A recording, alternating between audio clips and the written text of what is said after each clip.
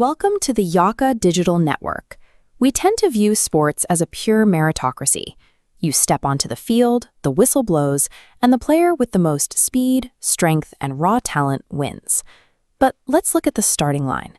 Imagine two students of the exact same age and athletic ability. One attends school in a major city center, surrounded by pristine, well-maintained sports complexes. The other lives in a remote village, where the only place to run is an uneven, rocky clearing. When you examine those two environments, ask yourself, given these unequal starting lines, who actually has the opportunity to develop the skills required to become Uganda's next Olympic champion? This brings us to the concept of access. Access means having the opportunity to participate without facing discrimination, physical barriers like a lack of fields, or financial ruin. It means having a fair shot before the game even begins. When environmental factors block that shot, raw talent is left stranded. Without equal opportunity, we are actively robbing the nation of its future stars. To understand why these barriers exist, we must map the cycle of exclusion. It starts with geography. Urban centers feature modern fields, while rural students walk kilometers for safe grass. This isolation feeds socioeconomic limitations, as impoverished schools lack funding to purchase proper sports kits. When equipment like boots, nets, or even basic footballs cost more than a school's discretionary budget, average students simply lose their playtime. Their physical development stalls before they learn the basics. These physical and financial roadblocks create an initial, highly effective filter.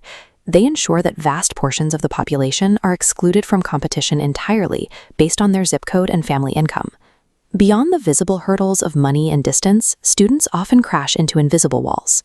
These are the social permissions that dictate who is actually allowed to step onto the field. Many communities still enforce strict cultural and gender stereotypes.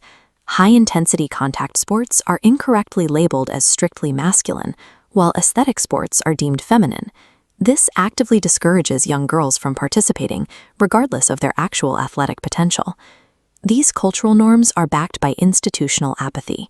School management boards must protect equitable policies. When they reallocate the PE budget to save money or fail to enforce inclusive scheduling, they lock all barriers into a permanent closed loop. The system traps the student. Think about your own environment for a moment and conduct a mental accessibility audit. Are there thorny grounds nearby that nobody bothers to clear? Are the school sports fields monopolized by the boys' elite teams while everyone else watches from the sidelines?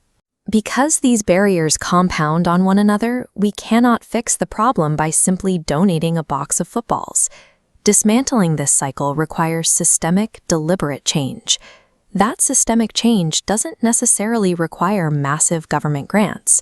Schools and communities can disrupt the cycle immediately through grassroots institutional innovation. Curious, appreciative tone. When formal funding runs dry, Ugandans have a rich history of equipment improvisation. Creating functional footballs from tightly bound banana fibers, ropes, and recycled plastics ensures that the game continues without a massive budget. We can also practice adaptive facility usage. A supervised natural water body can easily be converted into a legitimate training ground through community coordination. These innovations work because they generate social capital. Often, the most important factor in a student's athletic journey isn't a premium facility. It's a welcoming peer culture and a mentor telling them to keep practicing. Schools build this capital by scheduling low-threshold events. Inter-house competitions prioritize getting the average student on the field rather than just the elite school team. By combining local ingenuity with a deliberate culture of inclusion, communities can effectively break down both geographic and socioeconomic walls. For the Senior 4 students watching, you are the next generation of community leaders. You have a twofold responsibility to break this cycle, as participants and as advocates. Simply by showing up and participating, especially when you cross outdated gender lines, you normalize inclusivity.